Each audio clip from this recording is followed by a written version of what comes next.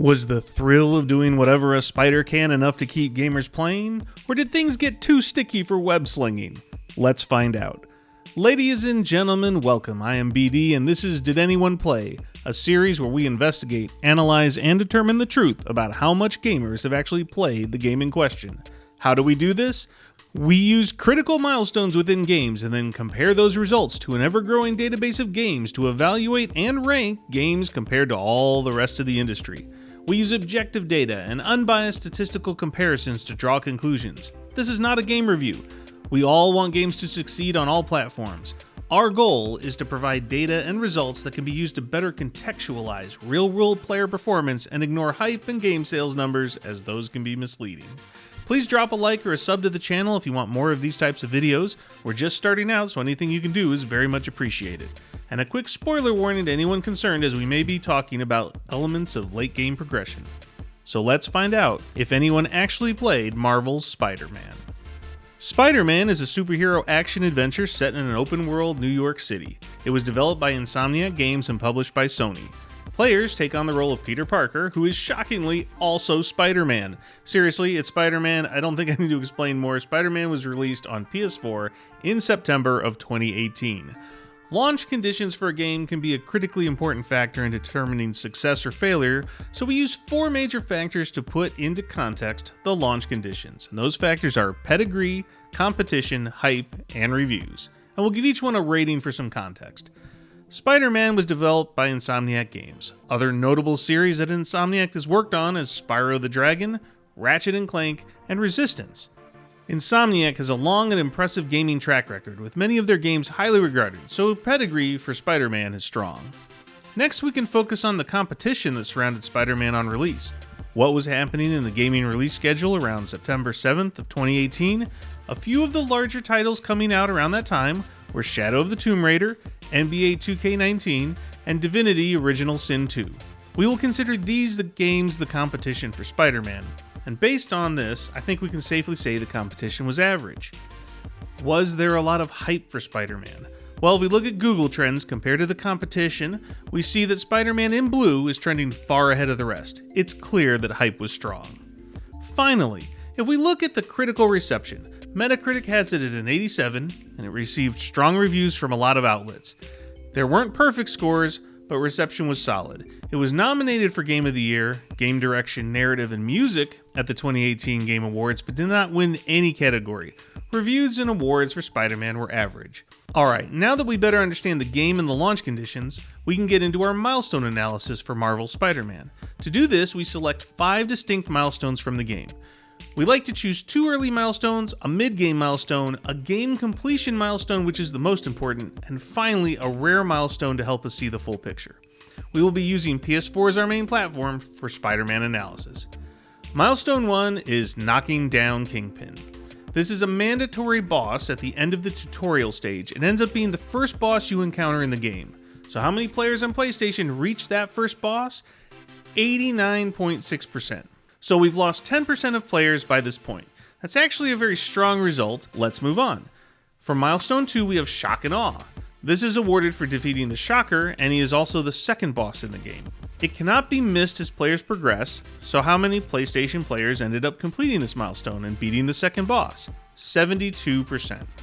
Moving on to Milestone 3, our mid-game milestone is called the Six Assemble. This is awarded to players for completing the second act. We find that 57.5% of players have reached this milestone. We still have over half the gamers playing by the end of Act 2. What about finishing the game? The critical Milestone 4, appropriately called Endgame, is awarded for completing the main story and finishing Act 3. On PlayStation, 49.2% of players did just that. Essentially, half of all players that started playing Spider-Man finished the story.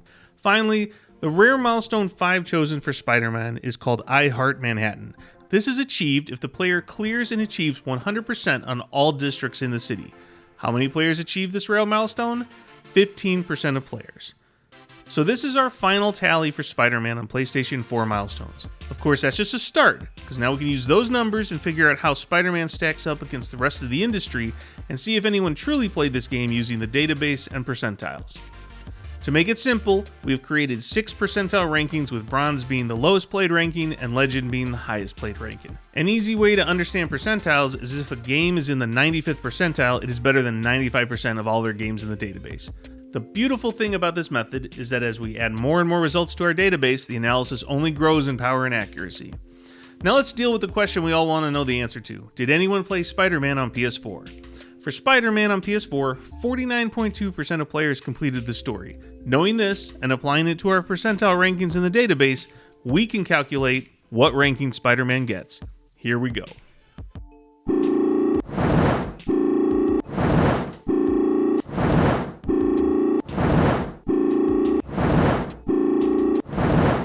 And that's amazing. Spider-Man on PS4 achieved a legend ranking, the highest attainable, which means that the game performed better than 95% of all their games. In other words, everyone played Spider-Man on PS4. But now we can go further, because when Sony released the remastered version of this game, we also got a PS5 and Steam results for these milestones. A note on PS5 and Steam: the remaster for Spider-Man launched on PS5 a little over 2 years later than PS4. The Steam's version launched just under 2 years after PS5, so some large time differences here, where Steam got the game 4 years after you could play it on PS4. So graphically, we represent PS4 in light blue, PS5 in dark blue, and in Steam in red. We have also added the DAP database averages for each milestone in gray for comparison purposes. All 4 start at 100% and show how they progress. Let's get into it. What exactly do we see in the data? Truthfully, we see very little difference between the 3 platforms. The curves are nearly on top of each other, and all are performing exceptionally well as they outpace the DAP averages at each milestone. In fact, other than seeing PS5 perform the best starting at milestone 3 to milestone 5, there's not much to call out here except how impressive the cohesion of data is from 3 very spaced out releases for the same game. It's a huge indicator that the way Insomniac crafted the game affected gamers the same no matter the platform. Now we can determine the ranking on PlayStation 5 and Steam using our database comparison, and we see that Marvel's Spider-Man on PlayStation achieves a legend ranking, and Steam also hits legend. So no matter where it was played, everyone played Spider-Man. So positive news everywhere.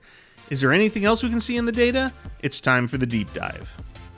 Let's start with progressive player loss. Each milestone shows how many total players have stopped playing the game at that particular point. Here we can see that PS5 starts the weakest, but starting at milestone 3 finishes the strongest. PS5 lost the fewest players at the end, and PS4 the most. Moving on, we can look at milestone player retention.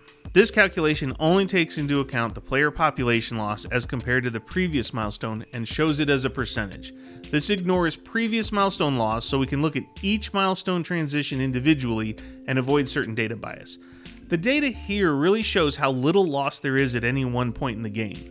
Obviously, you get a large drop from the end of the story to completionist type activities, but other than that, there's no milestone that jumps out where players decided to exit. It's very even throughout the game. So how about completionists? How did the rarest milestones shake out on the different platforms? PS5 was strongest, Steam second, and PS4 third, but all have a very strong showing here. Finally, we check on early versus late game retention. When you read a chart like this, the best performers are further away from the center of the circle. So if we look at our early milestone performance, there's really no separation, and all platforms are nearly identical. Endgame retention has PS5 doing significantly better than the other 2, and finally at completion we see that PS5's finishes strong with PS4 trailing. Let's take one final look at all platforms and milestones ranked in full. Please take note that this comparison only works within the same game and same milestones. It's not valid to compare different games on earlier mid-game milestones, as their properties can drastically vary from game to game. Please remember also that milestone 4 is where we really determine if anyone played the game, because that's the main story completion marker. So for Spider-Man, the start is already strong, and what's striking here is that across all platforms the retention of players is so strong that by the end, all 3 have entered legend rank. All 3 platforms hit the top 5% of games for story completion, but in addition to that, PS5 and Steam hit the top 5% of games for rare milestone completion. This game hits highs on everything. Let's wrap this up. So what are our major takeaways from all the data? I can't say enough about how strong and consistent this result is. Legend rank on all platforms is absolutely nuts. The fact that we have 2 years in between PS4 and PS5 releases, and 4 years in between PS4 and Steam releases, and none of it looks like it affected how gamers engage with Spider-Man says it all. Spider-Man is one of the most played games we've ever seen. If anyone asks, you can truly say that everyone played Spider-Man. Not only that, but so many people kept playing the game after story completion. We have legend ranks on PS5 and Steam for the rarest milestones, and Diamond on PS4. People not only finished the story, but went on to consume all that the game was asking the player to complete. So what's the secret sauce? It's probably a little bit of everything. Great gameplay, a very compelling and emotional story, the fact that Spider-Man is making a triumphant return to gaming, and perhaps even a lack of any other superhero competition at the same level. Marvel's Spider-Man is an all-time great game. It didn't hit the perfect scores or snag up awards, but those who played it really played it. We've shown here that everyone played Spider-Man compared to all other games. It stands tall above all others. Everything it does very well and clearly connects at a deep level with gamers. It's a landmark game for other developers to be looking at to emulate the way it engaged players to keep them gaming until the end of the story and beyond. It really has to feel good at Insomniac that all their hard work was truly experienced by so many. The goal for game developers is to have people experience their game, and Insomniac did just that, and their efforts have been rewarded, celebrated, and experienced by the gaming community. And that's a wrap. If you enjoyed this video, don't forget to do all the YouTube support stuff. I'd love to read any comments you have down below. What conclusions did you all take from this data? And of course, feel free to suggest the next game we should look at to determine if anyone played it. Until then, take care of yourself and each other.